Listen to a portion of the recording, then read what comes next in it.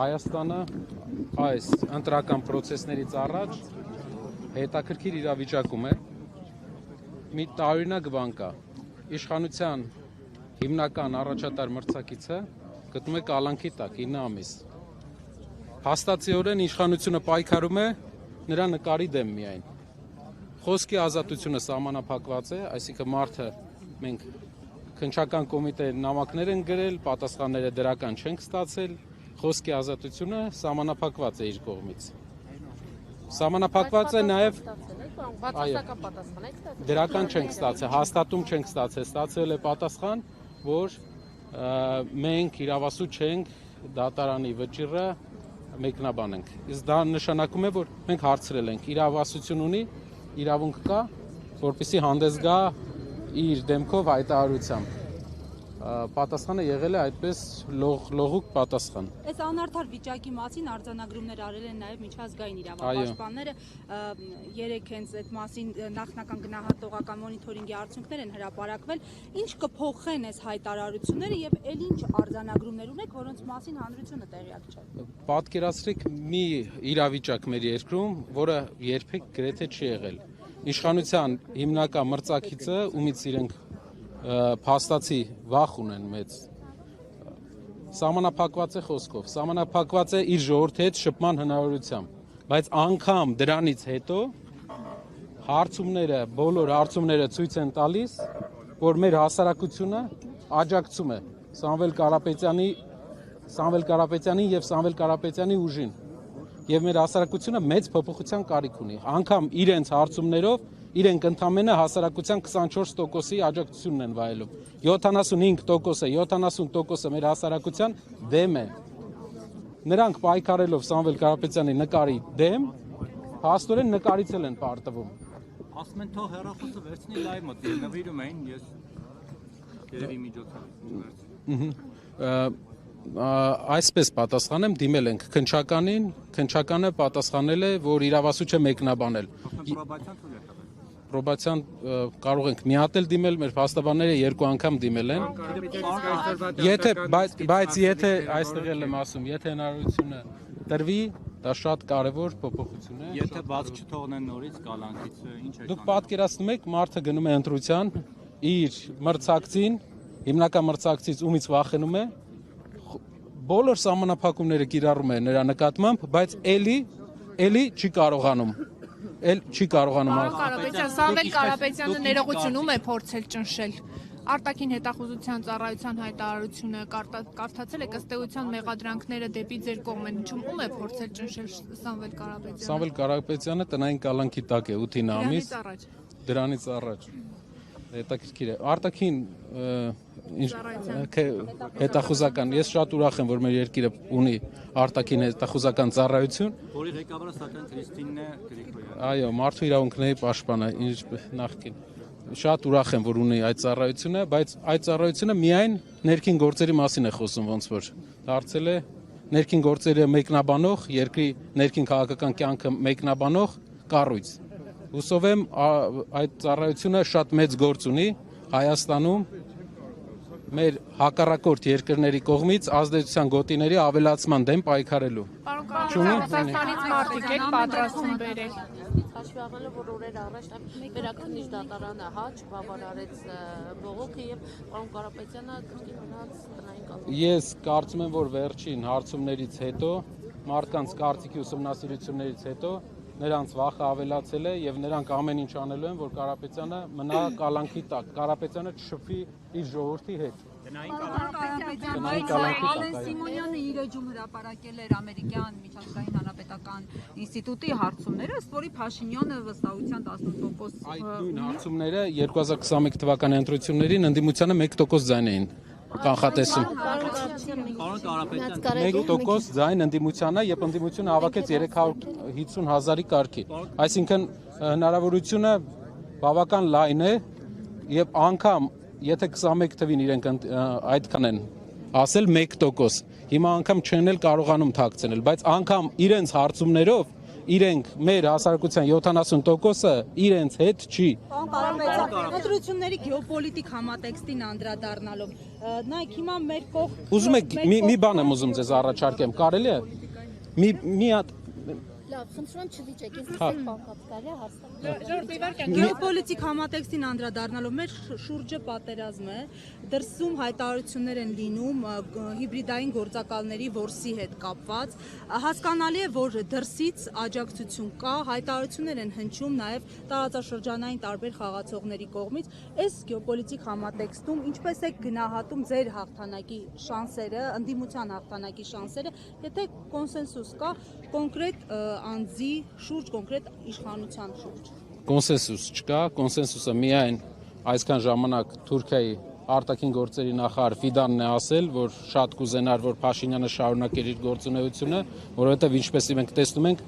փաստորեն, եթե արտաքին գործերի նախարարը Թուրքիայի դա ասում է, Փաշինյանի գործունեությունը համապատասխանում է Թուրքիայի Հանրապետության շահերին, ինչպես տրամաբանությունը։ Աջակցության խոստումներ են տրվել հիբրիդային գործակալների, այսպես փնտրտուքների հարցում աջակցելու հետ կապված խնդրակից։ Ես շատ կուզեմ, որ փնտրեն, գտնեն, ինչքան մարդկանց կարծիքը իրենք տեսնեն, այդքան ավելի շատ տարբեր գործիքակազմ են փորձելու։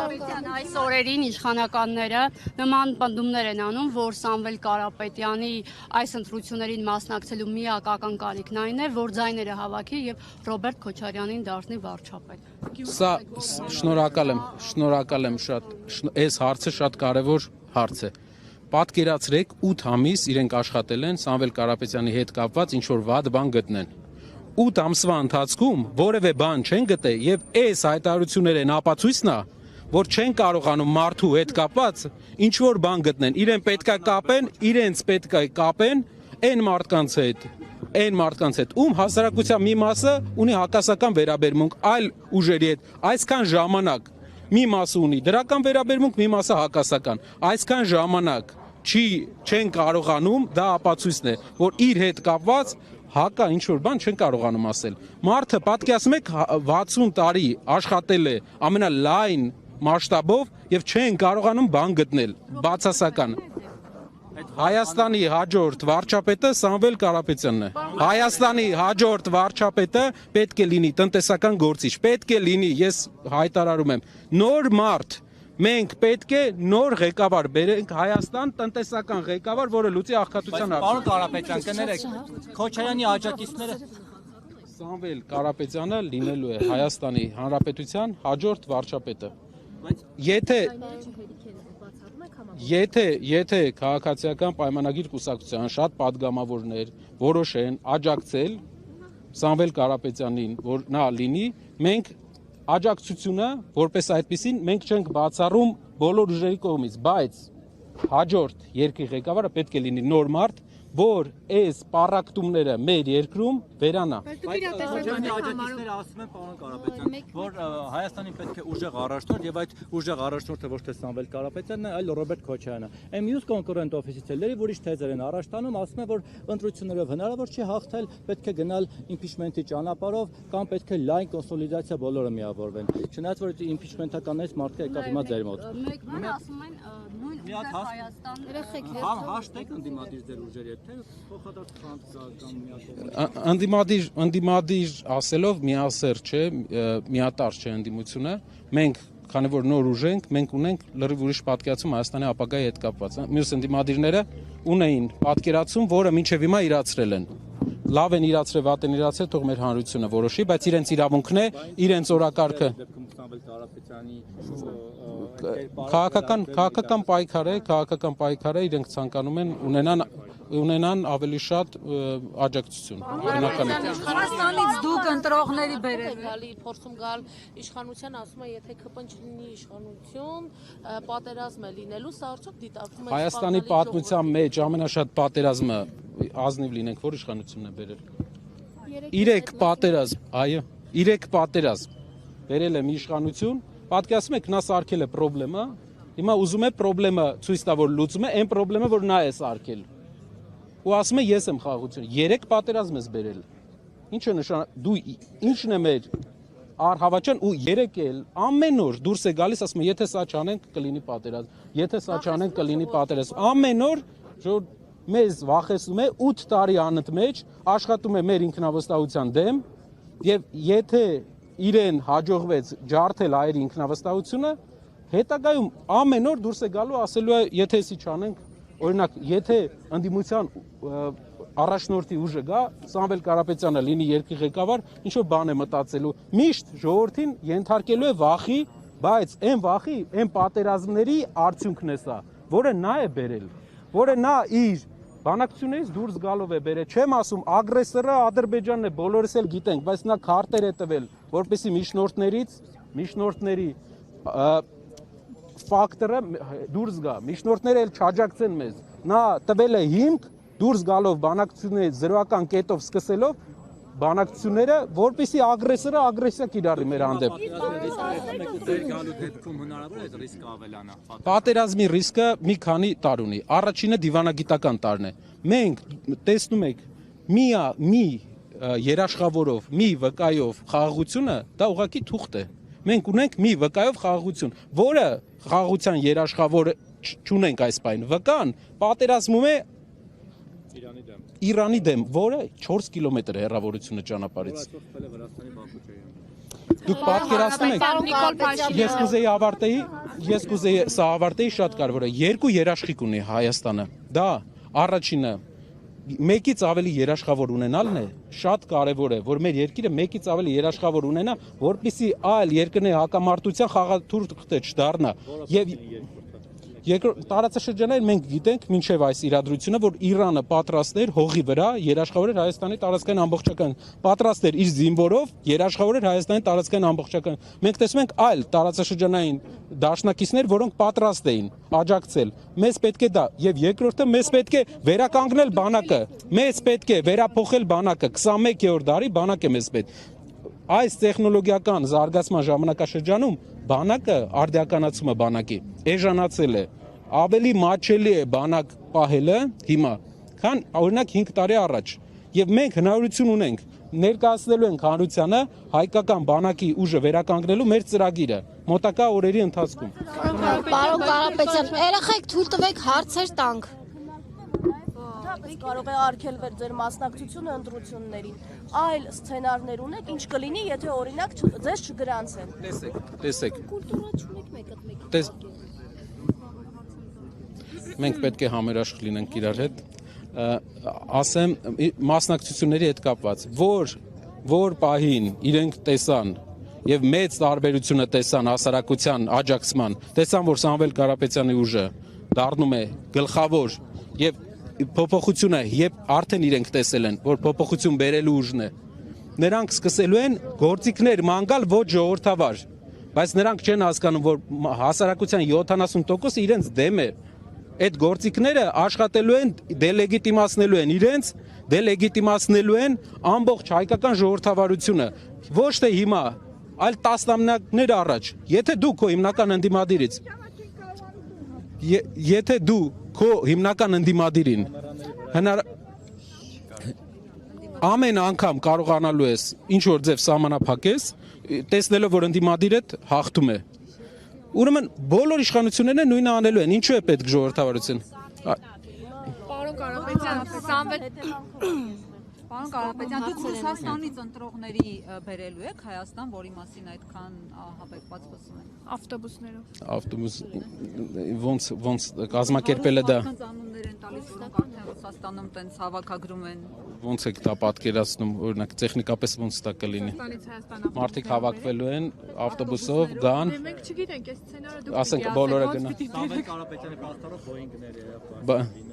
գնացքն է բացվելու չէ։ Պարոն Կարապետյան, Արցախի հարցի շուրջ ձեր ուժի դիրքորոշումը եւս մեկ անգամ կհիշեցնեք, որովհետեւ վերջին շրջանում տեսանք շատ սուր է ընկալվում իշխանությունների Փաշինյանի կողմից Արցախ բառը արտաբերել, Արցախի մասին գրքեր նվիրելը, այդ պատճառով ցեղասպանության թանգարանի տնօրենը հեռացվեց աշխատանքից, նույնիսկ միջազգային ամբիոնում հայտարարություններ եղան Արցախի էջը փակելու մասին եւ ձեզ ընդդիմադիրներից ու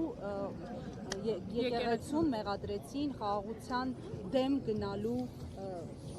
համար։ Երեք պատերազմ բերած Արցախը կործանած դիվանագիտությունը իրենց նոր գործիքակազմ է ման գալիս, որպեսզի ինչ որ ձև մեր ժողովրդին համոզի, որ իրենք դարձել են Ժորժ ջան 7 տարի անընդմեջ վատ դիվանագետներ էինք, այս 8-րդ տարին արդեն լավ դիվանագետներ ենք։ Արցախի հարցում մեր վերաբերմունքը ամենակարևոր հարցը Արցախի մեր հայրենակիցներին Հայաստանում տնավորելն է այս պահին։ Երկրորդը վերադարձի հետ կապված եկեք լինենք ազնիվ իրար հետ։ Ադրբեջանի այս ղեկավարը հնարավորություն չի տալու անվտանգ արցախցիներին այնտեղ ապրել։ Մենք պետք է երբ ունենանք այդ ապահովությունը, այդ առավաչան, որ մեր հայրենակիցները ապահով են լինելու, այդ ժամանակ պետք է վերադարձի հարցը մենք միշտ դնելու ենք առաջնահերթություն լինելու է, բայց այս պարագայում ես ուզում եմ ազնիվ լինեմ մեր հանրության հետ, այնպիսի բան չասեմ դուր գալու համար, ասեմ պրակտիկ հողի վրա ինչ կա։ Այս Ադրբեջանի ղեկավարը 10 հատ հայի հետ յոլա չգնացին այնտեղ։ Ոնց եք պատկերացնում, մենք մյուս մեր հայրենակիցները ինչպես են ապրելու, երբ լինի այդ երաշխավորությունը, որ մարդիկ անվտանգ կլինեն, այդ ժամանակ մենք դրա համար պետք է աշխատել, միջազգային աշխատանք, նաև հարաբերությունների կարգավորման շրջանակներում աշխատանք, որպեսզի մարդիկ կարողանան մեր հայրենակիցները իրենց հայրենիք անվտանգ վերադառնալ։ Բայց դա մեծ հարց է, դա պետք է մենք շատ լուրջ վերաբերվենք, որովհետև 10 հոգի այնտեղ հայ կար, չկարողացան այդ մարդկանց ժողովրդական խոսքով ասած յոլա տան։ Ժամանակության փոփոխությանը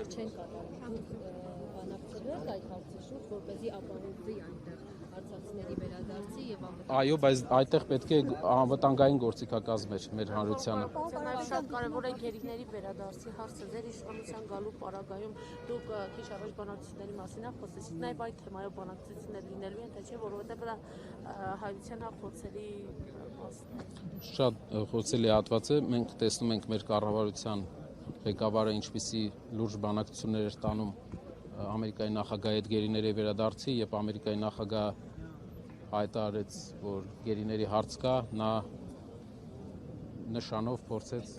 թեման փոխել, դա ցույց է տալիս, որ նա շատ խորը բանակցային process-ի մեջ է։ Վերադարձը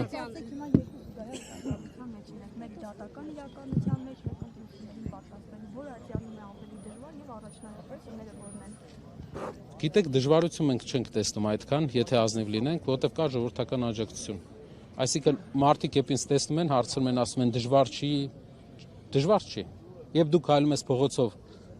ամեն երկրորդ մարդը քեզ աջակցություն է հայտնում, դժվար չի, հեշտ է։ Երբ դու չես կարողանում մենակ քայլես փողոցով 600 հատ թիկնապահով ես քայլում, այդ դա է դժվար։ Դիպուկահարներով, չգիտեմ ինչով, այդ դա է դժվար։ Մեր համար, եթե ազնիվ լինենք, դժվար չի,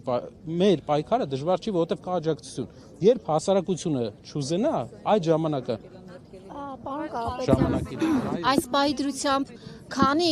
գրասենյակ եք բացել եւ իշխանական դաշտից հնչում են կարծիքներ, որ դուք ձեր աջակիցներին հավաքագրում եք գումարի դիմաց, քանի որ Սամվել Կարապետյանը բավականին հարուստ մարդ է, գումար եք խոստանում, որպեսզի այդ մարդիկ գան եւ գրանցվեն ձեզ մոտ։ Մարդիկ վերջի ժամանակները այսօր էլ հայտարարություն եղավ Transparency International-ի կողմից, որ մարդիկ չնախատեսված պարգևավճարներ են տալիս, չնախատեսված աշխատավարձային աճ են ապահովում, որպեսզի մարդկանց Transparency International-ի խոսքերով, որը արևմտյան իրավապաշտպան կազմակերպություն է, որպեսզի մարդկանց խրախուսեն, որը ունի քաղաքական կոռուպցիայի ռիսկ։ Transparency International-ը քաղաքացիական պայմանագիր կուսակցության քայլերը որակել է որպես քաղաքական կոռուպցիայի ռիսկ։ Պատասխանը շատ պարզ է։ Ինչ վերաբերվում է մեզ, օրինականության մեջ, եթե մենք մի հատ թեթև, այսինքն երկակի ստանդարտներով անգամ ինտերպրետացիա արվող քայլել անենք, համոզված եղեք Հայաստանի ամբողջ իրավական համակարգը կաշխատի այդ ուղղությամբ։ Ընտրություններին են ձեր դեմ օգտագործելու։ Ընտրություններին իրենք այսքան ժամանակ ման են գալիս, ոչ մի բան չեն կարող օգտագործել, ստիպված են լինելու ինչ-որ բաներ իրանց համար սարքեն, բայց ինչ էլ ուզենան սարքեն, հասարակությունը իրենց ճանաչում է, կա արդեն մենք ունենք մեր մեջ իմունիտետ իրենց ստերին, մեծ մասը, իհարկե մեր հանրության մի մասն էլ դեռ շարունակում է հավատալ, ես հասկանում եմ, որ մարդիկ հույս ունեն ինչ որ առումով այդ 25%-ը 20, բայց վաղ թե ուշ նրանք էլ են տեսնելու են թե ով է այս մարդը, տեսնելու են, որ այնտեղ միայն խոսքեր են, ու այնտեղ չկա գործ։ Պարոն Կարապետյան, 300,000 նոր աշխատատեղ ստեղծելու ձեր հաշվարկները Բաբկեն Թունյանը դրել էր իր էջում եւ կասկածներ էր, որոշակի հայտնել դրա հետ կապված, որ 5 տարվա ընթացքում եւ թե ամենամիս 1000 աշխատատեղ ստեղծվի, չի լինի ձեր թիվը, կխնդրեմ այս մասով բարձաբանել հաշվարկները։ Պարոն Թունյանը երևի չի նայել ոդկասթը ամբողջությամբ։ Ես խոսում եմ արդյունաբերական, նայեք, 300,000 աշխատատեղերից մոտավորապես 80-90,000-ը արդյունաբերական աշխատատեղեր էին։ Մենք քննարկում ենք արդյունաբերական աշխատատեղեր ստեղծելու հարցը։ Ամբողջ 300,000-ը չի գործարան լինելու, 90,000-ը, որը բաժանվում է 3 մասի՝ սննդի արդյունաբերության մեջ 30,000, 25-ից 30,000, վերամշակող արդյունաբերության մեջ մոտավորապես 30,000 եւ նաև մի քանի ուղղություններ ունենք մեր երկրում, որը մենք տեսնում ենք, որ հնարավոր է թեթև արդյունաբերության մեջ եւս ապահովել 20-ից 25,000 աշխատատեղ 5 տարվա ընթացքում։ Դա ենք մենք թվարկում։ Որտեղ իմ հաշվարկներով դուք եթե տես լինի ամսական 2-3 գործան պետք է բացեք։ Տեսեք, սկիզբը որ դուք նայեք, Հայաստանի ներմուծումը որ դուք նայեք, հարյուրավոր միլիոնների, միլիարդների մենք ներմուծում ունենք։ Դա առաջի ամսվանից չես բացում։ Սկսում ես պրոյեկտը, սկսում ես բերքը տեսնել 1-2 տարվա ընթացքում։ Մենք սկսում ենք աշխատանքը մի շարք ոլորտներով, որը բերելու է զբաղվածության գործարանների բացմամբ 1.5-2 տարի ընթացքում այդ process-ը պետք է իրականանա։ Սամվել Կարապետյանը ի սկզբանե հաշտ է եղել Նիկոլ Փաշինյանի հետ եւ հայտարարել է այդ մասին, լրագրողները նրան այդ հնարավորությունը տվել են, ասել է, որ լավ է հաշտենք այս իշխանության հետ։ Ինչն էր խանգարում, որ դուք այդ գործարանները կառուցեիք, աշխատատեղերը ստեղծեիք։ Հայաստանում վերջի 5-6 տարում ամենաշատ գործարան կառուցել է Տաշիր ընկերությունների խումբը։ Սա մի բան, բայց պետական քաղաքականության բացակայություն կա։ Պետությունը ոչ թե օգնում է, պետությունը խանգարում է։ Պետությունը չի պաշտպանում սեփական արտադրողին, այլ պաշտպանում է մրցակցային երկրների աշխատողներին, արտադրողներին։ Մենք պետք է մենք հաշվել էինք մեր վճարած հարկերի համեմատ մոտավորապես մի 100 անգամի տարբերություն կա։ Պարոն Կարապետյան, Այսինքն դա հայտնի բան է, իրենք պետք է պարկավճարները մեր վճարած հարկերից ապրեն, որևէ հարկ չվճարեն մինչև պաշտոնի լինելը, իսկ մեր 100 միլիոն դոլարներ վճարած հարկերը, Սամվել Կարապետյանի հիմնած ընկերությունների 100 միլիոն դոլար վճարած հարկերից մի տոկոս անգամ ինչ որ տնտեսական քաղաքականության իմիտացիա անեն, մի տոկոս ինչ որ բան ստեղծեն ու դա ցույց տան թե մեծ բան է, դա իրենց տնտեսական քաղաքականությունը։ Կարապետյան, Սամվել Կարապետյանը մի վարքյան եթե հաշվեք թե ինչքան արտոնություն է պետբյուջեից հատկացվել Սամվել Կարապետյանի ընկերության, ապա կպարզի, որ ընդհանրապես բարեգործություն չի արվել, այդ ամբողջ արվել է բյուջեի հաշվին։ Մենք բոլոր հաշվարկները կարող ենք տալ, մոտ 100 անգամի տարբերություն կա վճարած ու ասեմ ավելին, նրանց տված արտոնությունները էֆեկտիվ չեն, գյուղատնտեսության մեջ իրենց առաջարկները էֆեկտիվ չեն, 100 միլիոն դոլար ծախսում են գյուղատնտեսության վրա, մեր երկրի գյուղատնտեսական արտանումը 200 միլիոնի կարգի է, այսինքն չկա էֆեկտիվություն, գյուղատնտեսությունը 10%-ով ընկել է իրենց կառավարման ժամանակ, գյուղատնտեսությունը անկում է ապրում Հայաստանում, ճիշտ չեն հաշվարկում։ Պարոն Կարապետյան, 25 թվական այս ամենի մասին չեք խոսում, չեք բարձրացնում, որտեղ հանրության մեջ այդ հարցը շատ առաջանում։ Բա ուր եք մինչև 25 թիվը։ Հայաստանի քաղաքական դաշտում կային գործիչներ։ Մենք հիշում ենք, որ եղել էին պայքարներ, սրբազան պայքար, այլ պայքարներ։ Քաղաքական գործիչները զբաղվում էին իրենց գործով, մենք զբաղվում էինք մեր գործով։ Եվ ինչպես Սամվել Կարապետյանը հայտարարեց, եթե քաղաքական գործիչների մոտ չստացի, մենք մեր ձևով կմասնակցենք։ Եկանք հասանք ակունքներին, մի վարքյան։ Պարոն Կարապետյանը կալանավորվեց մեր ձևով եկեղեցու պաշտպանությունը ստանձնելու համար, ինչի համար էլ հիմա ընթանում է դատական process-ը։ Նիկոլ Փաշինյանը հայտարարում է, որ եկեղեցին եւ ամենայն հայոց կաթողիկոսը ստանձնել է պատերազմի կուսակցություն լինելու առաջնորդությունը եւ ասում է սադրիչ գործողությունների է գնված տեության, դուք հիմա բոլորդ այստեղ կանգնած սադրիչներ եք եւ դուք մոռացել եք եկեղեցու պաշտպանության մասին։ Եկեղեցին պաշտպանված է, հայոց վեհապարը էջմիացնում է, բայց մի հատ հեքիաթ պատմեմ մեր ժողովրդական հեքիաթներից, աշխարհի ամենաիմաստուն բանը մեր ժողովրդական հեքիաթներն են։ Հիշում եք, որ ասում է այ դու կկու, իմար կկու, քանի փոքրիկ ձակ ունես դու։ Այո, աղվեսը որ գալիս է եւ մի ձակին վերցնում է, ասում է թե չէ, հեսա գալու եմ ծառը կտրեմ։ Դա նույն օրինակն է այսօր, հեսա պատերազմա լինելու եկեղեցու օրակարգը փոխենք, պատերազմա լինելու սա Տավուշի գյուղերը տանք, պատերազմա լինելու Աղվեսը եկել է, ասում է այ դու կկու, հիմար կկու, քանի փոքրիկ ձակ ունես դու։ Մի ձակին տվել ենք, երկրորդ ձակին տվել ենք, երրորդ ձակի հետևից է գալի։ Իսկ հիշում եք հեքիաթը ոնց ավարտվեց։ Աղվեսին եկան ու ճամփեցին։ Պետրոսյանը ասել էր, որ անդիմության միավորման կարող ուժը Սամվել Կարապետյանն է եւ արդյոք կարող է ՀԱԿ-ի վարչապետի թեկնածուն ընդգրկվի ձեր կուսակցության։ Ասեմ, կոնսոլիդացիայի տարբերակ քննարկվում է։ Կոնսոլիդացիայի տարբերակ քննարկվում է արտա խորհրդանական ընդդիմության հետ։ Խորհրդանում ընդգրկված ուժերը հետ չի լինելու կոնսոլիդացիա, այլ լինելու է արտա խորհրդանական ուժերի հետ։ Կլինի մեր կողմից հայտարարություն, որը կլինի հետագայում կլինի մեր ցուցակի հրապարակումը, որը ձեր բոլոր հարցերին կպատասխանի։ Ու դուք կարողանաք այդ ժամանակ հարցերը տալ։ Այդ անձանց ընդունելու վերաբերյալ, որովհետև Նիկոլ Փաշինյանի օրոք բավականին լուրջ առանցքային պաշտոններ են զբաղեցրել եւ հիմա ընդգրկվելով ձեր ցուցակ մտավախություն չունեք, որ վարկաբեկվի։ Հասկացա ձեզ, տեսեք երկու ծայրահեղություններ կա։ Մեկը որ երկու խնդիր ունենք լուծելու։ Մեկը մեր հասարակության պարակտման վերացման խնդիրը, համախմբման խնդիրը, երկրորդը բայց մի կարմիր գիծ կա, որի վրա մենք պետք է աշխատենք, որը պետք է հաշվի նստենք։ Դա Արցախի հիմնահարցում գործիչների պահելաձևն է։ Պարոն Կարապետյան,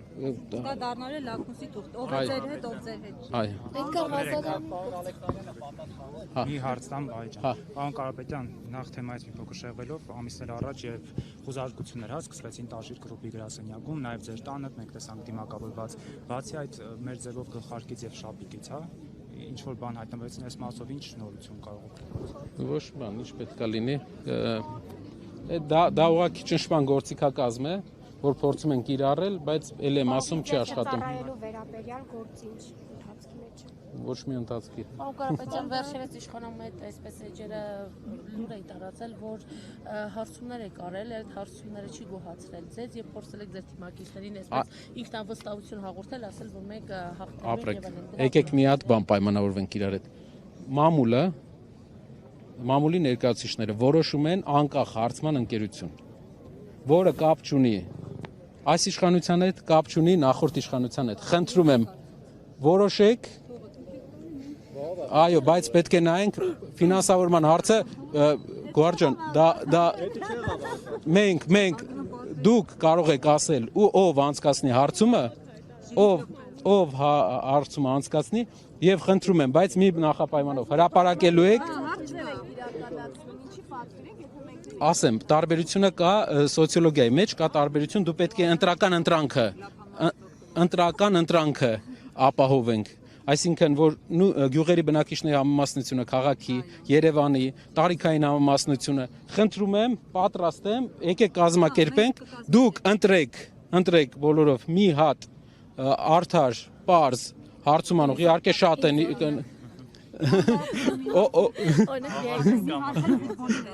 քանի որ ձեր հարցազրույցներից մեկում ասել եք, որ եթե գանք իշխանության աշխարհահռչակ հայ ֆուտբոլիստներ ունենք, որոնք հավաքականի կազմում չեն ընդգրկվում, կբերենք հավաքականի կազմ, այդ աշխարհահռչակ հայ ֆուտբոլիստների մասով համացանցում քննարկում էր ծավալվել, ասում էին Սոբոսլայնը հայ, Նեյմարն հայ, Յամալն հայ, չգիտեմ, Ռեշֆորդն հայ, ով է հայ։ Ես օրինակ էի բերել, որ սպորտի մեջ այլ ոլորտներով մենք ունենք ուժեղ գործիչներ, չեմպիոններ, մենք գիտենք, որ Հայաստանի հավաքականի ամենահայտնի ֆուտբոլիստը չի մասնակցում հավաքականի խաղերին, քանի որ տեսնում ենք, թե ինչ խնդիրներ կա երկրում, այսինքն այո, այդ բաժանումները, բաները մեր խաթր չէ, իր հայրենիքի խաթր կգա։ Եթե մինչև այդ իհարկե ֆուտբոլային։ Լևոն Արոնյանը յուրաքանչյուր ուժեղ մարդ իրենց մեջ արտնասնում է ինչ որ խանդի տեսարաններ, ցավոք, բայց ուժեղ ղեկավարը նա այն ղեկավարն է, ով պատրաստ է աշխատել ուժեղ մարդկանց հետ, լսի իրենցից քննադատություն ու հաշվի նստի այդ մարդկանց կարծիքների հետ։ Թիմը այդպես են ձևավորում։ Պարոն Կարապետյան, Սահմանադրական դատարանի որոշման հետ կապված հետցի շուրջ պրոցեսների փաստացի եզրափակիչ մասը հրապարակվեց եւ համապատասխանեցում արձանագրվեց այս process-ները ուր են տանելու եւ ինչ եք ակնկալում, հնարավորություն կա կանխելու, արգելանքնելու եւ ինչ որ մի բան անելու process։ Մենք հիշում ենք, չէ՞, որ եվրոպական Ստոկհոլմյան արբիտրաժը որոշում է կայացրել, որ պետությունը Հայաստանի Հանրապետության կառավարությունը պետք է դադարի որևէ ոտնձգություն հեծի դեմ։ Որոշումը կատարում են։ Այսինքն, տեսեք, ինչքան ժողովրդավարական հենասյուներ կան, ինչքան միջազգային ռեպուտացիոն հենասյուներ կան, խախտում են եւ իրենք սպասում են, որ մենակ իրանք են խախտելու, այսինքն իրենք երկրի հիմքերը քանդելով ինստիտուցիոնալ, նաեւ մեր ապագայի հիմքերն են քանդում, որովհետեւ ամեն հաջորդ իշխանություն, եթե չունենա իր մեջ կամք, այս նույն քայլերը հնարավոր է գնա, բայց դա այդպես երկիր չեն կառուցում։ Պետք է հարգես օրենքը, հարգես ինստիտուտները, ժամանակը գա գնաս, որպեսզի երկիրը նորմալ զարգացող երկիր լինի։ Այդ փորձը հարյուրավոր երկրներ ունեցել են, դա ոչ մենք ենք հնարել, աշխարհի հարյուրավոր երկրներ ունեցել են այդ փորձը։ Օրենքի մասին իդեպ սահմանադրությունից Նիկոլ Փաշինյանը պատրաստում է անկախության հռչակագիրը հանել, մինչև դա էլ սահմանադրությունը պիտի փոխվի։ Ոնց եք վերաբերվում։ Դուք ուղղակի չեք պատկերացնում, էլ ինչեր է փոխելու Նիկոլ Փաշինյանը։ Շնորհակալ եմ։ Շնորհակալություն։